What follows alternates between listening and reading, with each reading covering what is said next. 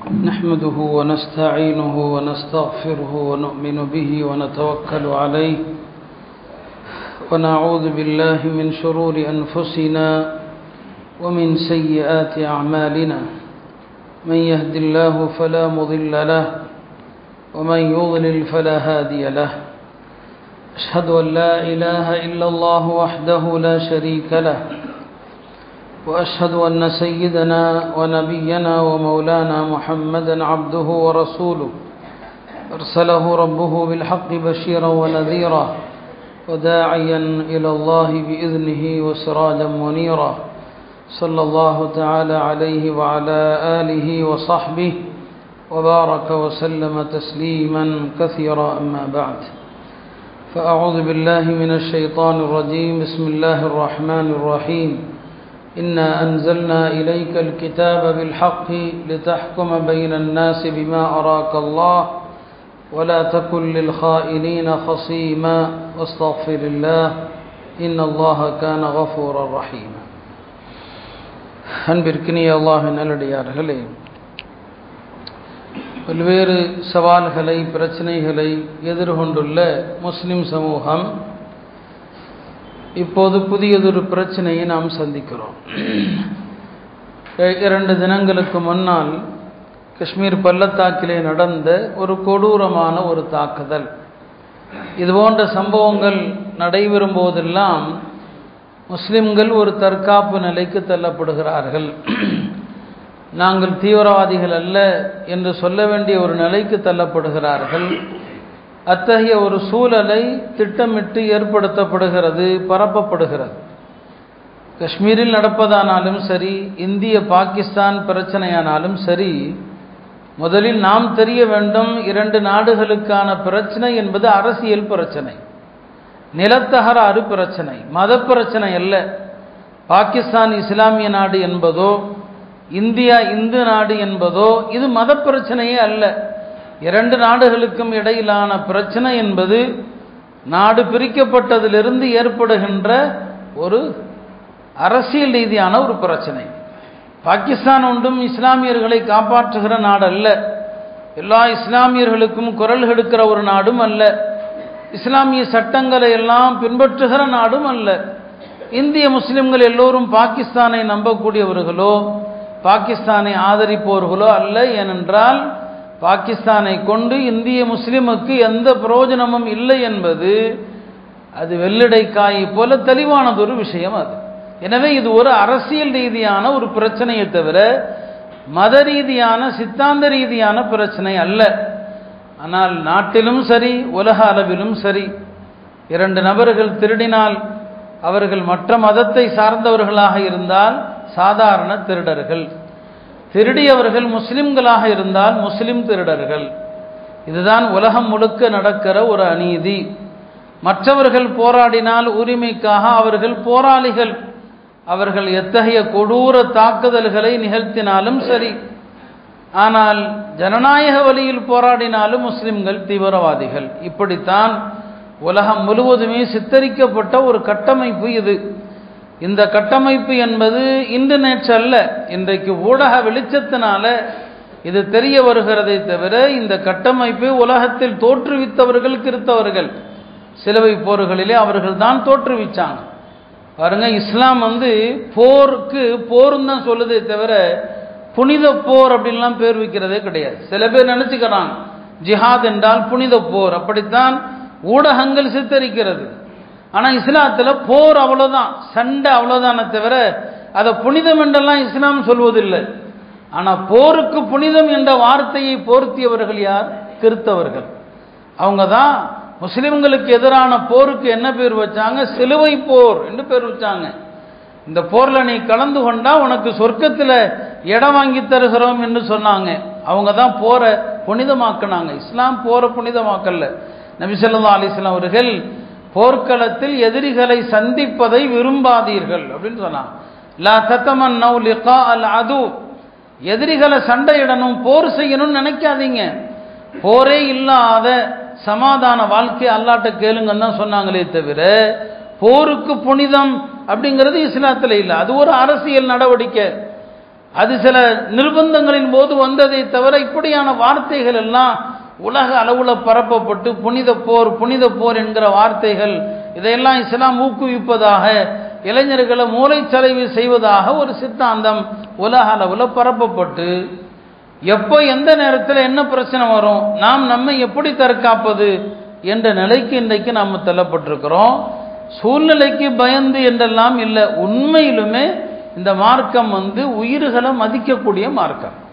இஸ்லாம் ஒரு உலகளாவிய மார்க்கம். அது அல்லாஹுடைய தூதர், உலகத்துக்கே அனுப்பப்பட்ட தூதர். இந்த குர்ஆன் உலகத்துக்கே ஆன ஒரு உபதேசம். இது இந்த மார்க்கம் உலகளாவிய மார்க்கமாக என்றைக்கு பரவ ஆரம்பித்ததோ அன்றிலிருந்து எதிரிகள் அதை தடுத்து நிறுத்தணும், அதனுடைய வேகத்தை கட்டுப்படுத்தணும். அப்படியாக கட்டுப்படுத்த நினைத்தவர்கள் இஸ்லாத்தின் மீது, முஸ்லிம்கள் மீது போர்களை திணிச்சாங்க. அதில் வெற்றி பெற முடியல. இது எல்லாவற்றையும் தாண்டி இஸ்லாம் பயணித்து கொண்டே வருகிறது. ஒரு கட்டத்தில் யோசிச்சாங்க, இந்த மார்க்கத்தை பற்றி எப்படி தான் தடுத்து நிறுத்துவது, மக்கள் இஸ்லாத்தை ஏற்பதை எப்படி நிறுத்துறது. அதற்கு அவர்கள் கண்டுபிடித்தவை தான் இஸ்லாத்தின் மீதான, அதன் போதனைகள் மீதான தாக்குதல். இஸ்லாத்தை தாக்கணும். அது சில நேரங்களில் பர்தாவை எடுப்பாங்க, பெண்கள் அணிகிற புர்காவை எடுப்பாங்க. சில நேரங்களில் இஸ்லாம் கல்விக்கு தடை விதிக்குது என்று எடுப்பாங்க. சில நேரங்களில் தீவிரவாதம் என்பதை கையில் எடுப்பாங்க. இப்படி தான் உலகம் முழுக்க இஸ்லாத்தை குறித்த ஒரு தவறான சித்தாந்தம் பரப்பப்பட்டு தான் இன்றைக்கு நாம் வாழுகிற இந்த சூழ்நிலையிலும் நீங்கள் எப்படியான செய்திகள் கடந்த 2 நாட்களாக வந்து கொண்டிருக்கிறது என்பதை நீங்கள் பார்க்கலாம். இஸ்லாத்தின் பார்வையில் ஒரு தவறு, ஒரு அநீதி நடக்கிறது என்று சொன்னால் தவறு செய்தவன் யார், அதை மட்டும்தான் பார்க்கணும். தவறு செய்தவன் எந்த மதத்தை சார்ந்தவன், எந்த இனத்தை சார்ந்தவன், இது குறித்த பேச்சுக்கே இடமில்லை. தவறு யார் செஞ்சாங்க, தவறு செய்தவன் தண்டிக்கப்படணும். குர்ஆன் அதைத்தான் சொல்லும். குர்ஆனுடைய மிகப்பெரிய ஒரு சிறந்த அழகான வசனம், முஸ்லிம்கள் எல்லா ஜும்மாக்களிலும் கேட்கிற வசனம், இன்னல்லாஹ யஅமுரு பில் அத்ல். அல்லாஹ் எல்லா சந்தர்ப்பத்திலும் நீதியை நிலைநாட்டுமாறு ஏவுகிறான். இந்த ஆயத்தில் அல்லாஹ் 3 விஷயங்களை ஏவுறான், 3 விஷயங்களை தடுக்கிறான். இன்னல்லாஹ யஅமுரு பில் அத்லி. இந்த ஆயத்து இறங்கிய நேரத்தில் குறைஷிகள், மக்காவுடைய காஃபிர்கள், அவர்கள் பெருமானார் ஸல்லல்லாஹு அலைஹி வஸல்லம் அவங்கள்ட்ட சொன்னாங்க, முஹம்மது அவர்களே, உங்கள் மார்க்கத்தை நாங்கள் ஏற்காதிருக்க பல காரணம் உண்டு. ஆனாலும் இந்த ஒரு வசனம் இருக்கிறது, அல்லாஹ் மீது ஆணையாக சொல்கிறோம், தஅவுத இலா மகாரிமில் அஹ்லாக் வ மஹாசினில் அஅமால். நீங்கள் மிகச்சிறந்த நற்குணத்தின் பக்கம் மக்களை அழைக்கிறீர்கள், சிறந்த அமல்களின் பக்கம் மக்களை அழைக்கிறீர்கள் என்று இந்த ஒரு வசனம் குறித்து மக்கா காஃபிர்கள் சொன்னாங்க. குர்ஆன் முழுக்க நீங்க பாருங்க, எல்லா இடங்களிலும் குர்ஆன் சொல்லும், நீங்கள் கவ்வாமீன பில் கிஸ்தி, நீதியை நிலைநாட்டுபவர்களாக இருங்கள். இன்னொரு இடத்துல ஷுஹதா பில் கிஸ்தி, நீதிக்கு சாட்சியா இருங்க. வலவ் அலா அன்ஃபுசிக்கும், அது உங்களுக்கு எதிராக இருந்தாலும் சரி, தவறு முஸ்லிம் செஞ்சாலும் சரி, நீங்க நீதியை தான் நிலைநாட்ட வேண்டும் என்பதுதான் திருமறை காட்டுகிற, எல்லா இடங்களிலும் வழிகாட்டுகிற வசனங்கள். அதுதான் பெருமானார் ஸல்லல்லாஹு அலைஹி வஸல்லம் அவர்கள் மக்காவிலே, மதீனாவிலே அமைத்திருந்த அந்த இஸ்லாமிய அரசும் அப்படித்தான். அங்கே யூதர்களும் இருந்தாங்க, சிறிய அளவில் கிறித்தவர்களும் இருந்தாங்க. எல்லாம் இருந்த இடத்துல தான் நபி ஸல்லல்லாஹு ஆட்சி செஞ்சாங்க. இந்த பெரும்பான்மை சிறுபான்மை அப்படிங்கிறது உலகம் முழுக்க இருக்கிற ஒரு முசீபத்து. சில நேரங்களில் பெரும்பான்மை மக்கள் கொஞ்சமாக இருக்கிற மக்கள் மீது பழி போட்டுருவாங்க. ஒரு முறை மதீனாவிலும் கூட அப்படி ஒரு சம்பவம் நடந்து விட்டது. ஒருவர் திருடி விட்டார், ஒருவர் திருடிட்டார். அவர் திருடியதை யாரோ பார்த்து விடுகிறார்கள். அவர் திருடிய பொருளை ஒரு யூதருடைய வீட்டில் போட்டுட்டு ஓடி போயிட்டார். அப்போ திருடப்பட்ட பொருள் எங்கே கிடைக்குது, ஒரு யூதனுடைய வீட்டில் இருந்து கிடைக்குது. உடனே மக்கள் பழி போட்டாங்க. இங்கும் கூட அப்படியெல்லாம் நடப்பதுண்டு. கொலை செய்து விட்டு முஸ்லிம்களுடைய பகுதியில் போட்டுட்டு முஸ்லிம்கள் கொலை செஞ்சாங்க என்றெல்லாம் எத்தனையோ விஷயங்களை பார்க்குறோம். இப்படி தான் நடந்துச்சு. அப்போ நபி ஸல்லல்லாஹு அலைஹி வஸல்லம் அவங்கள்ட்ட இந்த யூதர் தான் கொலை செஞ்சாருன்னு சொல்லி நபி ஸல்லல்லாஹு அலைஹி வஸல்லம் அவங்களும் பார்க்குறாங்க. என்ன, சில நேரங்களில் வெளிப்படையான சூழல் என்ன, அதை வைத்து தான் ஒரு நீதிபதி தீர்ப்பு சொல்வார்.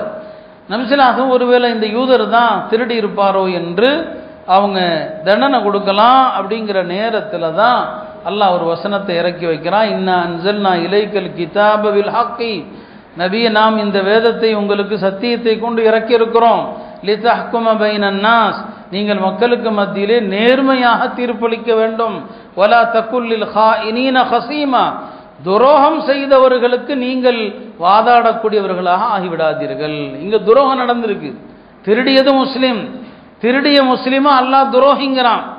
அவர்களுக்கு நீங்க சார்பா மாறிடாதீங்க, திருடியது யூதர் அல்ல அப்படிங்கிற ஒரு ஆயத்து இறங்குது. அது தொடர்ந்து வரக்கூடிய ஆயத்துக்கள் எல்லாம் பார்த்தீங்கன்னா திருடியவர் முஸ்லிம், அவருக்கு நீங்க வாதாடக்கூடாதுன்னு அல்லாஹ் சொல்லுவான். வலா துஜாதில் அனில் லதீன யஹ்தானூன அன்ஃபுஸஹும், இப்படி திருடி விட்டு துரோகம் செய்தவர்களுக்கு நீங்கள் இங்க வேண்டுமானால் வாதாடலாம், மறுமையில வாதாட முடியாது என்ற வசனங்கள் இறங்குது. உடனே நபி ஸல்லல்லாஹு அலைஹி வஸல்லம் அவர்கள் அந்த யூதரை விடுவிக்கிறாங்க. நீ நிரபராதின்னு சொன்னாங்க. இப்படி திருமறை இறங்கிய காலகட்டத்தில் இப்படியெல்லாம் ஒரு அநியாயமா பழி போடப்பட்டா தவறு யார் செஞ்சாங்க அதைத்தான் பார்க்கணும். இனவாதம் மதவாதம் இஸ்லாத்துக்கு இடம் இல்லை. ஒரு போர்ல ஒரு அன்சாரி தோழருக்கும் ஒரு முஹாஜிருக்கும் சண்டை வந்துருச்சு. அந்த சண்டையில அன்சாரிகளை உதவிக்கு அழைக்கிறார், முஹாஜிர்களை உதவிக்கு அழைக்கிறார். பெருமானார் ஸல்லல்லாஹு அலைஹி வஸல்லம் அவர்கள் சொன்னாங்க, இது என்னப்பா அறியாமை கால அழைப்பாக இருக்கிறது. யார் தவறு செய்தார்கள், தவறு முஹாஜிர் செஞ்சா அவரை முஹாஜிர்களும் அன்சாரிகளும் சேர்ந்து தண்டிக்க வேண்டும். தவறு ஒரு அன்சாரி செய்திருந்தால் அவரை அன்சாரிகளும் முஹாஜிர்களும் சேர்ந்து தண்டிக்கணும். தப்பு செஞ்சவன் யாருன்னு சொல்லுங்க, அவர் முஹாஜிரா அன்சாரியா என்று இப்படி பிரிக்காதீர்கள். இதுதான் இனவாதம் சொன்னாங்க. அரபியில இனவாதத்திற்கு அசபியா என்று சொல்லப்படும். பெருமானார் ஸல்லல்லாஹு அலைஹி வஸல்லம் சொன்னாங்க, அசபியத் என்பது அறியாமை கால முழக்கம். இந்த அறியாமை கால முழக்கத்தின் பக்கம் அழைப்பவன் நம்மை சார்ந்தவன் அல்ல. பிறகு விளக்கம் சொன்னாங்க, இனவாதம்னா என்ன? தன் சமுதாயம் செய்யக்கூடிய அநீதிக்கும் துணை போவது இனவாதம். தன் சமுதாயம் என்பதற்காக அவங்க செய்யக்கூடிய எல்லா அநீதி தவறு அதுக்கெல்லாம் துணை போறது தான் இனவாதம். இதுக்கு இஸ்லாத்துல இடமே இல்லை. எல்லா காலத்திலையும் முஸ்லிம்கள் அப்படிதான் பார்ப்பாங்க. ஒரு வழக்கு வருதுன்னா சில நேரங்களில் வழக்கு முஸ்லீம் ஒரு தரப்புல இருப்பார், இன்னொரு தரப்புல முஸ்லீம் அல்லாதவர் இருப்பார். இஸ்லாமிய நீதிபதிகள் ஒரு காலத்திலும் ஒரு முஸ்லிமுக்கு சாதகமாக வழக்கின் போக்கை கொண்டு போனதாக சரித்திரமே கிடையாது. ஹஜ்ரத் அலி ரலியல்லாஹு அவர்கள் சொன்னாங்க, ஒரு கிறித்தவ பெண்ணுடைய உரிமை பறிக்கப்பட்டால் அந்த பெண்ணுடைய உரிமையை மீட்டு தராத வரை ஒரு இரவு கூட என்னால் உறங்க முடியாதுன்னு சொன்னாங்க. ஒரு கிறித்தவ பெண்ணுடைய உரிமை பறி போயிடுச்சுன்னு சொன்னா அந்த பெண்ணுடைய அந்த உரிமையை மீட்டு தராத வரை எனக்கு உறக்கமே வராது என்பதாக ஹஜ்ரத் அலி ரலியல்லாஹு அவர்கள் சொல்லுவாங்க. இப்படித்தான் எல்லா காலத்திலையும் முஸ்லிம்கள் இருந்தாங்க. யாரும் யாருக்கும் அநீதி இழைக்கலாம் முடியாது, நம்ம தான் அதிகமாக இருக்கிறோம் என்றெல்லாம் இஸ்லாத்தில் அறவே இடமே இல்லை. பெருமானார் ஸல்லல்லாஹு அலைஹி வஸல்லம் அவர்களும் அதற்கு இடம் அளிக்க மாட்டான். இன்னும் சொல்ல போனால் இஸ்லாத்தில் கொலை செஞ்சா அதற்கான தண்டனைகள் இருக்குது. ஒரு முஸ்லிமா கொலை செஞ்சா என்ன சட்டம், ஒரு முஸ்லிம் அல்லாதவரை கொலை செய்தால் என்ன சட்டம். இந்த கொலைய மார்க்கம் எல்லா நிலைகளிலும் கண்டிக்கிறது. வயிற்றில் இருக்கிற சிசு இருக்கிறது, அந்த சிசுவை கொல்றதுக்கும் மார்க்கத்தில் அனுமதி இல்லை. வயிற்றில் இருக்கிற சிசு, ஒரு பெண்மணி ஒரு கர்ப்பிணி பெண்ணை தாக்கிட்டாங்க, தாக்கினதுல கர்ப்பமாக இருக்கிற அந்த பெண்ணுடைய கருக்கலைந்து வெளியே வந்துருச்சு. நபி ஸல்லல்லாஹு அலைஹி வஸல்லம் அந்த வயிற்றில் இருக்கிற சிசுவுக்கும் இவ்வளவு நஷ்டஈடு கொடுக்கணும்னு சொன்னாங்க. அந்த காலத்தில் அந்த கொல்லப்பட்ட வயிற்றில் இருக்கிற சிசுவுக்கான நஷ்டஈடு என்பது ஒரு அடிமையை பரிகாரமாக கொடுக்கணும்னு சொன்னாங்க பாதிக்கப்பட்ட பெண்ணுக்கு. இன்றைக்கு மதிப்பில் என்ன போடுறாங்க உலமாக்கள், வயிற்றில் இருக்கிற சிசுவை கொன்னா 213 கிராம் தங்கத்தை நஷ்டஈடாக கொடுக்கணும். 213 கிராம் தங்கத்தினுடைய இன்றைய மதிப்பு என்னன்னு யோசிச்சு பாருங்க. இது வயிற்றில் இருக்கிற ஒரு உயிருக்கு இஸ்லாம் தரக்கூடிய மதிப்பு. எல்லா உயிர்களையும் மதிக்கிறது, மனிதர்கள் மட்டுமல்ல விலங்குகளையும் மதிக்கிறது. மார்க்கம் விலங்குகளுடைய உயிர் இருக்கிறது, அறுப்பதற்காக ஆடு மாடு அனுமதிக்கப்பட்ட விலங்குகளை அறுப்பதற்காக கொல்லலாம். அறுக்கிற நோக்கம் இல்லாம எந்த ஒரு உயிரினத்தையும் கொல்வதற்கு அனுமதி இல்லை. நபி ஸல்லல்லாஹு அலைஹி வஸல்லம் சொன்னாங்க, மன் கத்தல உஸ்பூரம் பிகைரி ஹக்கின், ஒரு சிட்டுக்குருவியை ஒருத்தன் கொல்றான், எந்த நியாயமான காரணமும் இல்லாம ஒரு குருவியை கொன்னால் அல்லாஹ் அந்த குருவி இடத்துல மறுமையில விசாரிப்பான். அந்த குருவி அல்லாஹ்விடத்துல அவனுக்கு எதிராக வாதாடும். ஒரு குருவியை கொன்னா கூட அதுக்கும் வாதாடும். இஸ்லாத்தில் அனுமதி இல்லை. அந்த காலத்தில் அம்புகளை எறிந்து பயிற்சி விளையாட்டு, அந்த பயிற்சி விளையாட்டுக்கு ஒரு இலக்கு வைப்பாங்களா இல்லையா, அந்த இலக்கு நோக்கி தான் அம்பை எறிவார். சரியான முறையில் அம்பெறிகிற பயிற்சிக்காக வேண்டி. இப்போ அறியாமை காலத்தில் என்ன செய்வாங்க, இந்த அம்பெறிகிற பயிற்சி விளையாட்டுக்கு இலக்காக விலங்குகளை வச்சுக்குவாங்க, சில உயிரினங்களை வச்சு அதன் மீது அம்பெறிவாங்க. நபி ஸல்லல்லாஹு அலைஹி வஸல்லம் சொன்னாங்க, நஹா அன் துஸ்பர பஹீமத்துன், எந்த ஒரு விலங்கினத்தையும் இலக்காக ஆக்கி அதன் மீது அம்பெறிந்து பயிற்சி எடுக்கக்கூடாதுன்னு சொன்னாங்க. மனித உயிர்கள் மட்டுமல்ல, எல்லா உயிர்களையும் அது அறுக்கிற நோக்கம், பிரயோஜனம் அடைகிற நோக்கம் இல்லாமல் வெறுமனே விளையாட்டுக்காக பயிற்சிக்காக கொல்வதை பெருமானார் ஸல்லல்லாஹு அலைஹி வஸல்லம் அவங்க தடுத்தாங்க. ஒரு நபி ஒரு எறும்பு புற்றை அழித்ததற்கு அல்லாஹ் அவரை கண்டித்தான். அல்லாஹ்வை துதிபாடுகிற, அல்லாஹ்வை தஸ்பீஹ் செய்கிற ஒரு இனத்தை கொண்டு விட்டீர்களே என்று ஒரு எறும்பினத்தை அழித்ததற்கும் அல்லாஹ் கண்டிச்சான். இதுதான் இஸ்லாத்தினுடைய போதனைகள். இதுதான், இது எல்லாருக்கும் தெரியும். இது யூதர்களுக்கும் தெரியும், கிறிஸ்தவர்களுக்கும் தெரியும் இல்லையா, பிராமணர்களுக்கும் தெரியும். இதெல்லாம் உலகம் முழுக்க தெரிந்த விஷயம். முஸ்லிம்கள் அப்படிதான் இருக்கிறாங்க, அப்படிதான் இருந்தாங்க. எல்லா மதங்களிலும் யாரோ சிலர் செய்யக்கூடிய தவறுகளுக்கு ஒட்டுமொத்த இஸ்லாம் இன்றைக்கு கேள்விக்குறியாக்கப்படுது. அதில் இந்த சம்பவத்தை ஒட்டி பரக்கூடிய செய்திகளை நீங்கள் பார்க்கலாம். அவங்க கொள்றதுக்கு முன்னால எந்த மதம் கேட்டாங்க என்றெல்லாம் பல்வேறு செய்திகளை பார்க்குறோம். இதெல்லாம் திட்டமிட்டு நடக்கிற செய்தி. இஸ்லாத்தில் உண்மையிலுமே இத்தகைய கொலைகள், அப்பாவி மக்களை இப்படி கொன்னா, சராசரியாக ஒரு மனுஷனை ஒருத்தன் கொன்னான்னு வைங்களேன், சண்டையில் ஒருத்தன் இன்னொருத்தனை கொன்னுட்டான், இப்போ 2 பேருக்கு மத்தியில் தகராறு, அது சொத்து தகராறோ எந்த தகராறோ, ஒருத்தன் இன்னொன்று கொன்னுட்டான்னு சொன்னால் கொலை செய்தவனுக்கு 2ல் 1. அது என்ன, 1 அவன் நஷ்டஈடு கொடுக்கணும், கொல்லப்பட்டவர்கள் குடும்பத்தினர் பொருந்தி கொண்டா, இல்லைன்னு சொன்னால் அவனை பழிக்கு பழியாக கொல்லணும். இதுதான் சராசரியான சட்டம். ஆனால் அதே நேரத்தில் பொது வன்முறையில் யாராவது ஈடுபட்டார், பொது வன்முறைன்னா இது மாதிரியான பயணிகளை அச்சுறுத்தி வழிப்பறி கொள்ளையில் ஈடுபட்டு பொது வன்முறையில் ஈடுபட்டால் அவர்களுக்கு தண்டனை என்ன தெரியுமா, அவர்கள்ட்ட நஷ்டஈடெல்லாம் வாங்கப்படாது. குர்ஆன் தனியாக அந்த அது குறித்து ஒரு வசனத்தையே குர்ஆனில் இறக்கப்பட்டிருக்குது. பொது வன்முறையில் இறங்கினால் அவர்களுடைய மாறுகை வெட்டப்படும், மாறுகை வெட்டப்படும். அவர்களை சாதாரணமாக கொல்லப்படாது, அவர்களை கொலை செஞ்சு ஒரு 3 நாள் அவர்களை சிலுவையில் ஏற்றப்படும். எல்லாரும் பார்க்கணும், இவர்கள் வன்முறையாளர்கள். சூரத்துல் மாயிதால பொது வன்முறையில் யார் ஈடுபடுறாங்களோ, மக்களை யார் அச்சுறுத்துகிறார்களோ, இன்னமா ஜஸாஉல் லதீன யுஹாரிபூன அல்லாஹ வ ரசூலஹுங்கிற ஆயத்தில் அல்லாஹ் அதைத்தான் சொல்கிறான். அந்த வன்முறையாளர்கள் முஸ்லிம்கள், முஸ்லீம் அல்லாதவர்கள் என்றெல்லாம் இல்லை, எல்லாருக்குமான சட்டம் அதுதான். முஸ்லிம்களிலும் இஸ்லாமிய நாட்டிலையும் யாராவது வன்முறையில் ஈடுபட்டால் இதுதான் சட்டம்.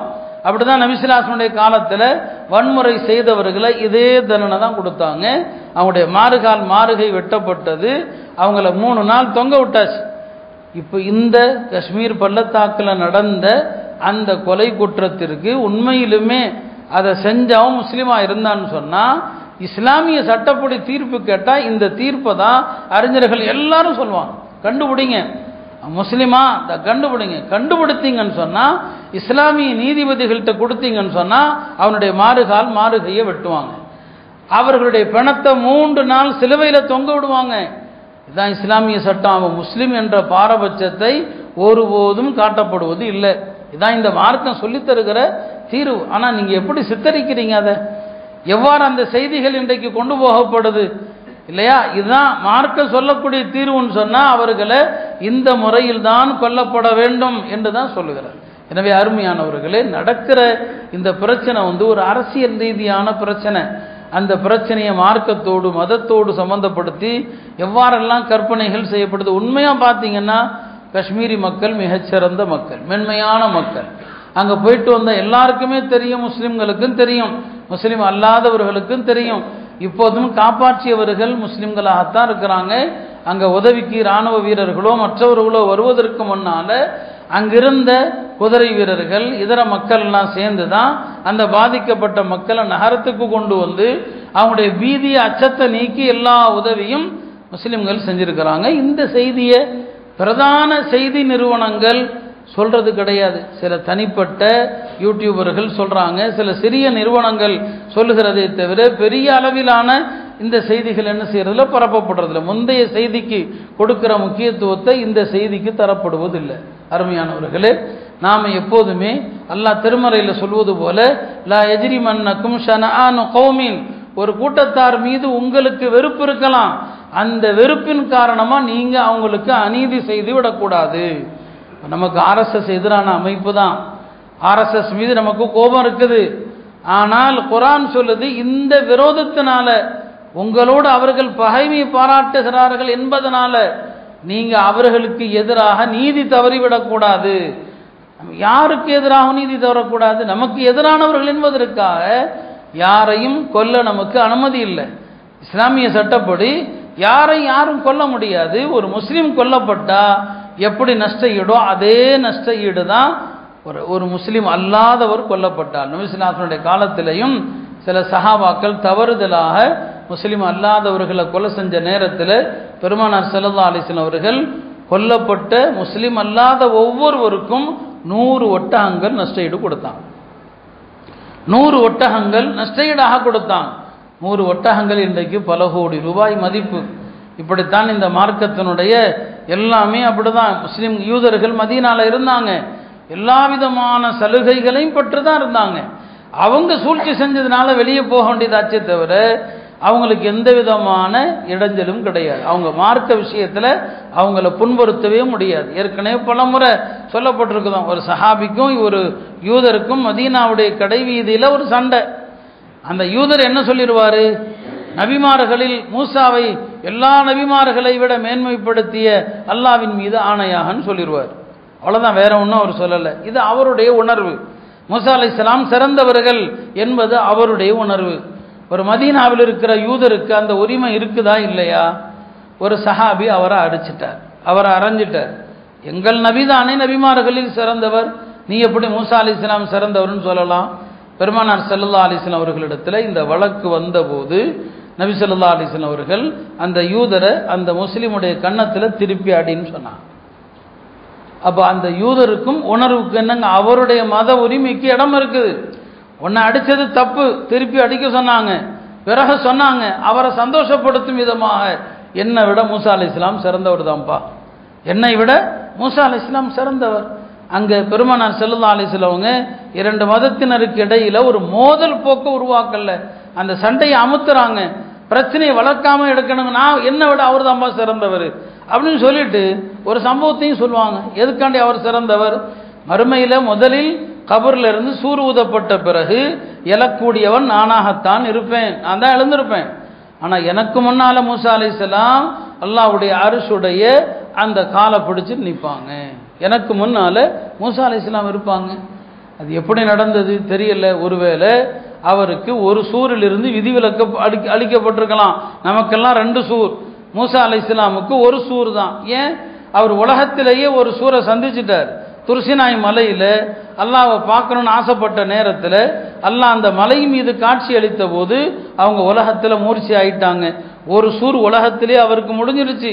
அதனால மறுமையில் அவர் ஒரு சூரோட அவ்வளோதான், இன்னொரு சூர் அவருக்கு இல்லை. அதனால எனக்கு முன்னால அவர் நிற்பாரோன்னு சொன்னாங்க. இந்த சம்பவத்தை பாருங்க, ஒரு யூதருக்கும் ஒரு முஸ்லிமுக்குமான சண்டை எந்த விஷயத்தில்? உன்னுடைய நபியா என்னுடைய நபியா என்கிற விஷயத்தில். முஸ்லிம்கள் பெரும்பான்மையாக இருக்கிறாங்க, யூதர்கள் சிறுபான்மையாகத்தான் இருக்கிறாங்க. பெருமானார் ஸல்லல்லாஹு அலைஹி வஸல்லம் அவர்கள் அந்த சிறுபான்மை யூதருடைய மார்க்க உணர்வு மதிக்கிறாங்க. அடித்ததற்கு பழிக்கு பழி வாங்க இடமளிக்கிறாங்க. மூசா அலைஹிஸ்ஸலாம் தன்னை விட சிறந்தவர் என்று சொல்றாங்க. இதானே இஸ்லாமிய போதனைகள். இங்கு என்ன நடக்கிறது பாருங்கள். இங்கு நடக்கக்கூடிய அநியாயம், அட்டூழியங்கள், மோசம். முஸ்லிம்கள் எல்லாம் பயத்தோடு, ஏற்கனவே வடநாடு பற்றி எரிந்து கொண்டிருக்கிறது மதவாதத்தால, மத துவேஷத்தால. இனி இது போன்ற சந்தர்ப்பங்களில் முஸ்லிம்களுடைய உயிர் உடைமைகள் எவ்வளவு கேள்விக்குறியாக்கப்படுகிறது. யாரும் இதை ஆதரிப்பதோ இத்தகைய வன்முறைகளை முஸ்லிம்கள் அறவே விரும்புவது கிடையாது. இஸ்லாத்தில் அதற்கு இடமும் இல்லை. இது வெறுமனே சமாளிப்பு என்பது கிடையாது. இஸ்லாமிய சட்டப்படி இதற்கு இடம் இல்லை. எனவே அருமையானவர்களே, நாம் மிகப்பெரிய ஒரு சோதனையான ஒரு கட்டத்தில் தான் நாம் இருக்கிறோம். ஹஜ்ரத் உமருடைய ஆட்சியில் எகிப்தில் கிறிஸ்தவர்கள் இருக்கிறாங்க. கிறிஸ்தவர்களுடைய சிலையை பாதுகாக்கிறது முஸ்லிம்களுடைய கடமை தான். அப்போ ஹஜ்ரத் ஈசா அலைஹிஸ்ஸலாமுடைய சிலை உடைக்கப்பட்ட நேரத்தில் அதற்காக அம்ர் இப்னுல் ஆஸ் அவர்கள் தன்னையே அர்ப்பணிக்க முன் வந்தான். எனக்கு தண்டனை கொடுங்க, இதை பாதுகாக்க தவறியது நான் தான் சொன்னால் எனக்கு தண்டனை கொடுங்கன்னு சொன்னாங்க. அந்த நேர்மையை பார்த்த பிறகுதான் ஒரு கிறிஸ்தவரே உண்மையை ஏற்றுக்கிட்டார். நான் தான் உடைச்சேன், நான் கிறிஸ்தவனாகி நான் செஞ்சுட்டு முஸ்லீம்கள் மீது பழி போடலாம்னு நினைச்சேன்னு சொன்னார். இங்கே நாட்டில் அந்த மாதிரி தான் நடக்கிறதோ என்று நமக்கு சந்தேகம். முஸ்லீம்கள் செஞ்சால் நிச்சயமாக அதுக்கு தண்டனை என்ன என்பதை நான் சொல்லிட்டேன். ரசூல் ஸல்லல்லாஹு சொல்லுவாங்க, இஸ்லாமிய நாட்டில் முஸ்லீம் அல்லாதவரை யாராவது கொலை செஞ்சிட்டா லா யஜித் ரீஹல் ஜன்னா, அவருக்கு சொர்க்கத்தினுடைய வாடையை கூட அவர் உணர மாட்டார் என்பதாக பெருமானார் ஸல்லல்லாஹு அலைஹி வஸல்லம் அவர்கள் சொன்னாங்க. எனவே அருமையானவர்களே, ஒரு ஹதீஸில் ரசூல் ஸல்லல்லாஹு சொல்லுவாங்க, முஃப்லிஸ்னா யாருன்னு தெரியுமான்னு கேட்பாங்க. முஃப்லிஸ் என்று சொன்னால் திவாலானவர்னு அர்த்தம். காசு பணம் இல்லாமல் எல்லா சொத்துகளும் மூழ்கி கடலில் மூழ்கி போனவர்னு அர்த்தம். இப்போ கேட்டாங்க, முஃப்லிஸ் யாரு தெரியுமான்னு கேட்டாங்க. சஹாபாக்கள் சொன்னாங்க, யா ரசூலல்லாஹ், யாருடைய சொத்துகள் எல்லாம் கடலில் மூழ்கி போச்சோ அவன் தான் திவாலானவன், அவன் தான் முஃப்லிஸ்ன்னு சொன்னாங்க. நபி ஸல்லல்லாஹு அலைஹி சொன்னாங்க, இல்லை முஃப்லிஸ் அவன் கிடையாது, இது உலகத்தில் நீங்கள் சொல்கிறது, நான் சொல்கிறது மறுமையில். ஒரு முஸ்லீம் தொழுதுருப்பார், நோன்பு வச்சிருப்பார், ஜக்காத்தெல்லாம் கொடுத்துருப்பார், எல்லா நன்மைகளோடும் வருவார். அல்லாஹ்வுக்கு முன்னால் வரக்கூடிய நேரத்தில் அவருடைய நல்லறங்கள் மலை போல் இருக்கும். அப்படி வருவார், அல்லாஹ்வுக்கு முன்னால் நிறுத்தப்பட்டு அவருடைய அமல்களின் காரணமாக சொர்க்கத்துக்கு போக வேண்டிய ஒரு மனிதரை பின்னால் பார்த்தா ஒரு பெரிய கூட்டம் வரும். அல்லாஹ்ட்ட முறையிடும், அல்லாஹ் இவர் என்னை திட்டினார் அப்படின்னு ஒருத்தர் சொல்வார். சரி, இவருடைய நன்மை தூக்கி அவருக்கு கொடுத்தாகும். இன்னொருத்தர் வருவார், இவர் என்ன அடித்தாருன்னு சொல்லி இவன் நன்மை தூக்கி இவனால் அடிபட்டவருக்கு கொடுத்தாகும். அந்த வரிசையில் தான் ஒருத்தர் வருவார், அல்லாஹ் சஃபக தமி, இவன் ரத்தத்தை சிந்துறான், என்ன கொலை செஞ்சவன் பார், என்ன கொலை செஞ்சவன் சொல்லி அவனுடைய நன்மையில் ஒரு பெரிய இதை தூக்கி அவனுக்கு கொடுக்கப்படும். கடைசியில் இப்படியாக நன்மைகளோடு வந்தவன் பிற மனிதர்களுடைய பாவச் சுமைகளோடு நரகத்திற்கு செல்லுவான். இவன் தான் திவாலானவன் சொன்னான். இந்த ஹதீஸில் வரக்கூடிய வார்த்தை என்ன? அவன் செஞ்ச தவறுகளில் ஒரு தவறு கொலை குற்றம். ஒரு முஸ்லீம் கொலை செஞ்சிருந்தான்னு சொன்னால் அவன் நோன்பு வச்சிருக்கலாம், ஜக்காத்து கொடுத்துருக்கலாம், எல்லா வணக்கங்களும் செஞ்சிருக்கலாம். ஆனால் கொலையாளி அல்லாஹ்வுடைய அருளை விட்டும் நிராசை அடைந்தவன் என்று அவனுடைய நெற்றியில் எழுதப்பட்டிருக்கும். கொலையாளி அல்லாஹ்வுடைய அருளை விட்டும் நிராசை அடைந்தவன். அவன் முஸ்லீமாக இருந்தாலும் சரிதான், கொலை செஞ்சவனுக்கு சொர்க்கம் இல்லை. ஹதீஸில் இன்னொரு ஹதீஸில் சொல்லுவாங்க, ஒரு முஸ்லீம் அநியாயமாக யாரையாவது கொலை செஞ்சிருந்தா அந்த கொல்லப்பட்டவன் இந்த கொலை செஞ்சவனுடைய கரத்தை பிடித்து அல்லாஹ்வுடைய சன்னிதானத்தில் நிறுத்தி, அல்லாஹ் இவன் என்ன எதற்காக கொலை செஞ்சான், நீ தான் எனக்கு விசாரணை செஞ்சு தீர்ப்பு தரணும்னு சொல்லுவான். இப்படி இந்த மார்க்கம் எந்த வகையிலையும் வன்முறையை அனுமதிக்காத மார்க்கம். இஸ்லாத்தில் போர்னு ஒன்று இருக்குது, அந்த போருக்கும் இந்த நடந்த தாக்குதல்களுக்கும் சம்மந்தம் இல்லை. இதுக்கும் அதுக்கும் அறவே சம்பந்தம் கிடையாது. போர் நடவடிக்கை என்பது எல்லா நாட்டிலையும் இருக்கிற ஒரு அரசியல் நடவடிக்கை, எல்லா நாட்டிலையும் இருக்குதா இல்லையா, அது மாதிரியான ஒரு நடவடிக்கை. அதற்கான சூழல்கள், அதற்கான எத்தனையோ விஷயங்கள் இருக்குது. அதுக்கும் இன்றைக்கு நாம் இருக்கிற சூழ்நிலைக்கும் சம்பந்தமே கிடையாது. எனவே இப்படியான அப்பாவி மக்களை தாக்குறது, அப்பாவி மக்களை கொல்றது இஸ்லாத்தில் இடமில்லை. இன்னும் சொல்ல போனால் போர்க்களத்தில் நேருக்கு நேராக எதிரிகளை சந்திக்கும் போது கூட நபி ஸல்லல்லாஹு அலைஹி வஸல்லம் போர் செய்கிற ஆண்களை மட்டும்தான் கொல்லணும், பெண்களை கொல்லக்கூடாது, குழந்தைகளை கொல்லக்கூடாது, வயோதிகர்களை கொல்லக்கூடாது. போரில் யாராவது கட்டாயமாக இழுத்து கொண்டு வரப்பட்டால் அவங்கள கொல்லக்கூடாது, மத துறவிகளை கொல்லக்கூடாது, மடங்களில் வணங்கக்கூடியவர்களை கொல்லக்கூடாது. இப்படியெல்லாம் நேருக்கு நேராக சண்டை போடுற இடத்துல கூட இவங்களையெல்லாம் கொல்லக்கூடாது கொல்லக்கூடாது கொல்லக்கூடாதுன்னு சொல்கிறாங்க. இப்படியான ஒரு மார்க்கத்தில் இருக்கிற முஸ்லீம்கள் எப்படி இது போன்ற வன்முறை செயல்களில் ஈடுபட முடியும்? எனவே அருமையானவர்களே, இந்த தாக்குதல் யார் செய்திருந்தாலும் சரி, தவறு செய்தவர்கள் யார் என்று மட்டும் பாருங்கள், அவங்க எந்த மதம் என்று அந்த மதத்தோடு இணைக்காதீர்கள். இது அரசியல்வாதிகளும் ஊடகங்களும் பின்பற்றினாலே எல்லா நாட்டிலும் அமைதி நிலவும். தவறு செய்தவனுடைய மதத்தை தயவு செய்து சொல்லக்கூடாது. எல்லா இடங்களிலும் இது போன்ற வன்முறையில் ஈடுபடக்கூடியவர்கள் உலகம் முழுக்க இருக்கிறான். நான் ஆரம்பத்தில் சொன்னது போல மற்றவர்கள் செய்தால் சராசரியானது, முஸ்லிம்கள் செய்தால் அது இஸ்லாத்தோடு இணைக்கப்படுவதை நாம் பார்க்கிறோம். இல்லாமல் அல்லாஹ் நாட்டில் இது போன்ற வன்முறைகள் நடக்காமல் பாதுகாப்பானாக. இத்தகைய வன்முறைகள் நடக்கிற நேரத்தில் நாம் உளப்பூர்வமாக அதை எதிர்க்க வேண்டிய கடமை நமக்கும் இருக்கிறது. இத்தகைய வன்முறைக்கும் தீவிரவாதத்திற்கும் இஸ்லாத்துக்கும் எந்த சம்மந்தமும் இல்லை. எங்களுக்கும் அதற்கும் என்னல்ல, எங்கள் மார்க்கத்திற்கும் இது போன்ற தாக்குதலுக்கும் எந்த விதமான சம்மதமும் இல்லை. இது உயிர்களை மதிக்கிற மார்க்கம். ஒரு யூதருடைய ஜனாசா வந்தபோது கூட எழுந்து நின்று மரியாதை கொடுக்கிற மார்க்கம் இது.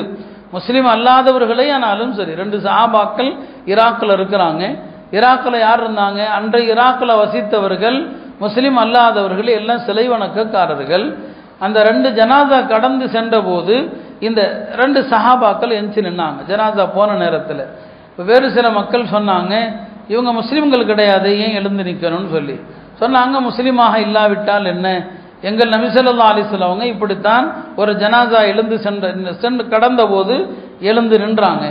அவங்கள்ட்டையும் சொல்லப்பட்டது இது முஸ்லீம் ஜனாசா இல்லையே.